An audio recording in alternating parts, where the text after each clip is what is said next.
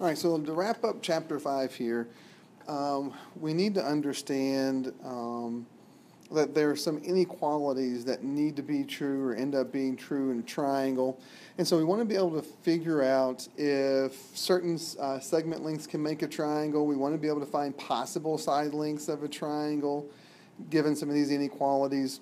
And then we're going to talk about how these inequalities can be applied to two different triangles. Okay, so if you understand this, then you will understand pretty much everything else that we're talking about. But in the triangle, the longest side is going to be across from the largest angle. It's always going to happen that way. Okay, if I wanted to close this angle down some to be a little bit smaller, then I'd have to make this opposite side smaller. So hopefully that makes enough sense. And vice versa, or not vice versa, but on the other end of the spectrum, the shortest side is going to be across from the smallest angle. And that will always be true. All right? So again, if you understand that, then the theorems that are involved in section 5.5 are going to make a lot of sense. The first theorem says that if one side of a triangle is longer than the other side, or if one side of a triangle is longer than another side, then the angle opposite the longer side is going to be larger than the angle opposite the shorter side. Okay, so in this particular triangle, side AB is longer than side BC. That means that angle C necessarily has to be bigger than angle A. Okay, remember opposite means right across. So since AB is longer, angle C is going to be larger than angle A. And the same is true if you go the other way, vice versa. Okay, if one angle is larger than another angle, then the side opposite the larger angle is longer than the side opposite the smaller angle. Okay. So in this particular triangle, angle A is bigger than angle C, so that means that if you go across from A, you're going to find a side longer than the side across from C. So BC is going to be longer than AB. All right? So put that to use a little bit. In this triangle, list the sides in order from shortest to longest. Remember, going shortest to longest. Take a couple seconds, give it a shot, stop the video, start it back up, and see if you're right.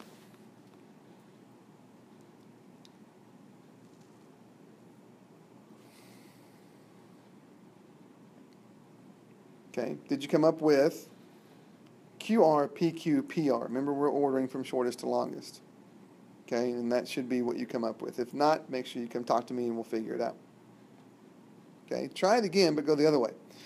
Here are some side lengths from a triangle. List the angles from smallest to largest.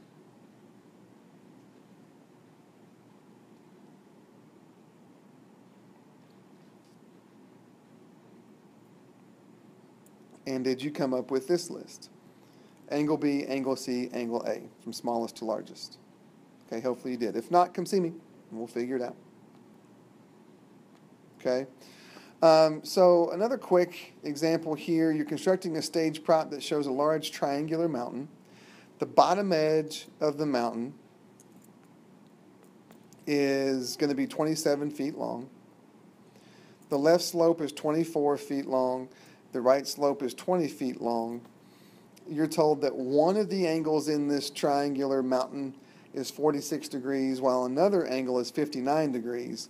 We want to know the angle of the peak of the mountain. Now, 46 and 59 is not necessarily the angle measures of the other two, bottom angles here and here. One of those angle measures might be the peak angle measure. What we need to do is we need to figure out what the third angle measure is, and we can do that by adding 46 and 59 and getting 105 and subtracting that from 180. And when we do, the third angle in this triangle has to be 75 degrees.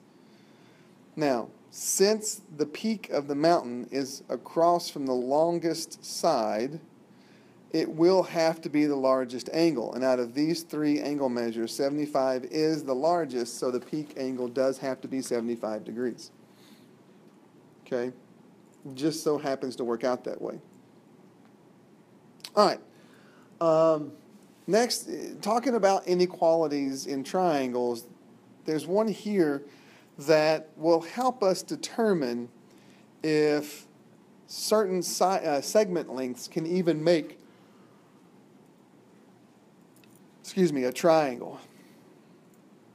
Okay?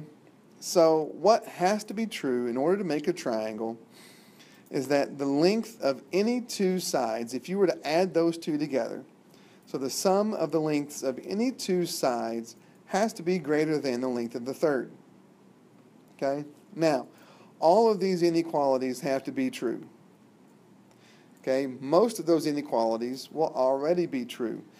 For instance, let's say just by eyeballing this that AC is your longest side. Okay? Well, if that's the case, then of course, if I take the length of AC and add to it the length of BC, it will be bigger than the third side. Of course it will. Okay? This, of course, is going to be true. Whether or not you can make a triangle isn't really going to matter. If I give you three segment lengths, then the longest, if you add the longest side to one of the shorter sides, of course it's going to be bigger than the third side. So 2 plus 1, of course, is going to be 3 and bigger. Okay? What you really need to concern yourself with here is if I give you three side lengths, will the two shorter sides add up to be bigger than the third? And since 1 plus 1 is 2, and 2 is not bigger than 2, then you will not be able to make a triangle out of those segment lengths. It has to be bigger than, not equal to, it has to be bigger than. That's what this theorem is saying. So while you can certainly pair up all, any two sides of a triangle and make sure that they add up to be bigger than the third, it's really the two shorter sides that we're mostly concerned about. Okay? Now, how does that translate into something that we want to take a look at here? Well, if we know that a triangle has one side of length, or we want to make a triangle that has one side of length 14 and another of length 10, what are the possible lengths of the third side? Okay, well, we've got two situations. One where the third side might be the shorter side,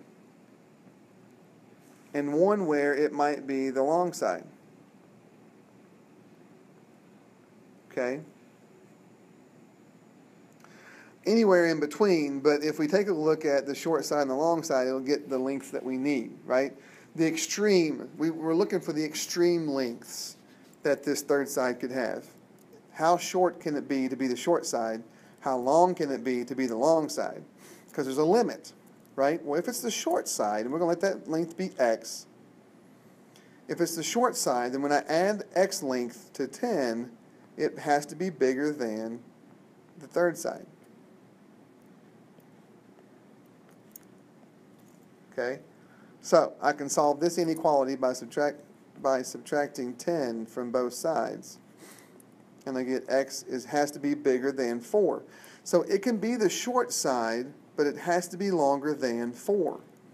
Now, if it's the long side, then when we add 10 and 14 together, it would have to be bigger than the unknown side. So we add that together, and what we see is, in order to be the long side, it would have to be shorter than 24. So any measure in between 4 and 24 would be perfectly fine.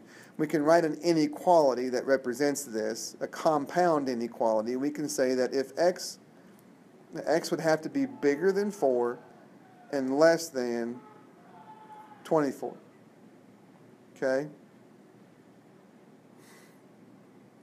Make sense? Then you try it. Come up with the possible lengths of the third side. If you want to make a triangle that has a length of 11 inches and another that has another side that's 15 inches. Go ahead and stop the video, try it, and then start it back up, and I'll show you.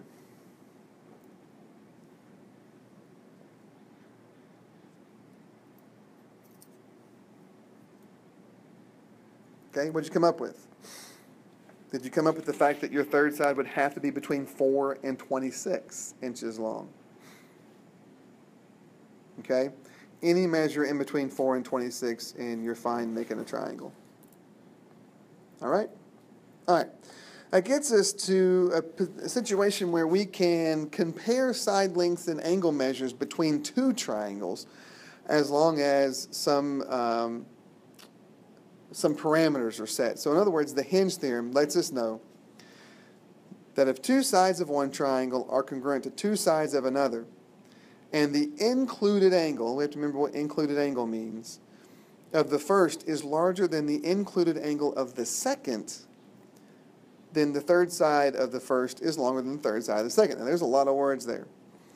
Basically, what that is saying is that if you have these two triangles, and between these two triangles, you have two sets of congruent sides. So here and here, and here and here. If that's true, that has to be true first. If that's true, then if the included angle of one triangle, and the included angle is always the angle in between your two congruent sides, but if that included angle is bigger than the included angle in the other triangle, then the opposite side of this guy, so WX, is going to have to be longer than ST. Okay, now, because of what we just talked about, that might make a lot of sense. Well, of course, if this angle is 88 degrees and this one's 35, then the opposite side is going to be longer than that one. But it's not quite so obvious. You have to know that these two sets of sides are congruent. Why? Because if you didn't, if these two sets of sides were not congruent, how in the world would ST ever be longer than WX? Well, I can extend these sides, right? If we're taking the parameter of those sides being congruent out, I can extend that side RS and side RT and not change this angle measure. Keep that angle measure the same, but then when I connect this triangle, then the opposite side now is going to be a lot longer than that opposite side right there.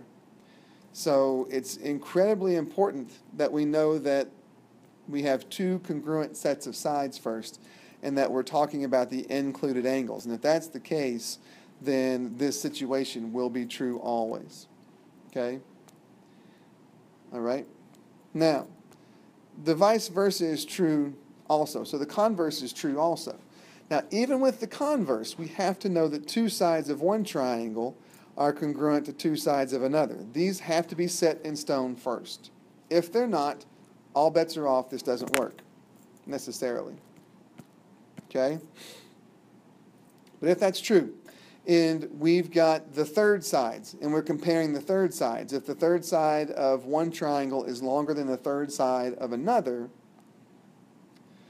then we know that the included angle of the first triangle is going to be bigger than the included angle of the second triangle. Okay? Now, how do we use that? Some examples here for you. In this particular diagram, if we know that ST and PR are congruent, okay? I think we're missing an example here. Yeah. Sorry, we skipped an example somehow.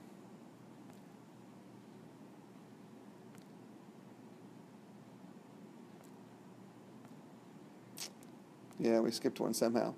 So, let's definitely take a look at it. Okay, so this example here in your notes. If ST and PR are congruent. Oh, that's not it. Sorry.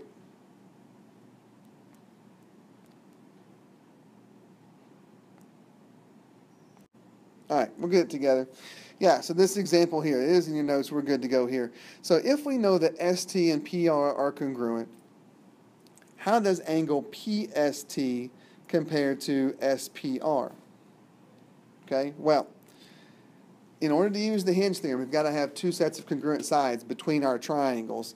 And we're going to because of reflexive. Reflexive tells us that PS is congruent to itself. So now I've got these two sides congruent to these two sides. So the hinge theorem is going to apply.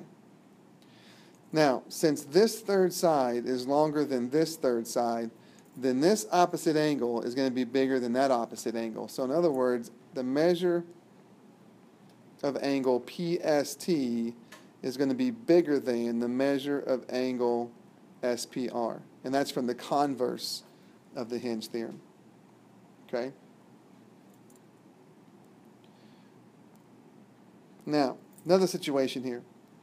If PR is the same length as PS in this diagram, okay, and angle QPR is bigger than angle QPS, right? So QPR is bigger than QPS. Which side is going to be longer, SQ or RQ?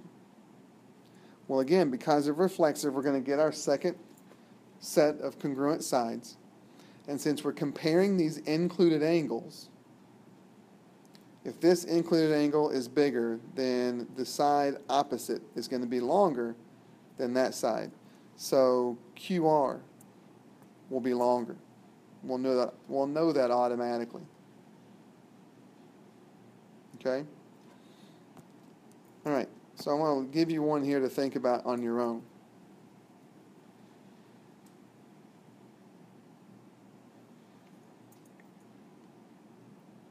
Okay, actually, that's it. This second example is just like the first. So that's it. Hopefully that makes enough sense. Take a look at your homework out in Canvas. We'll see you next time.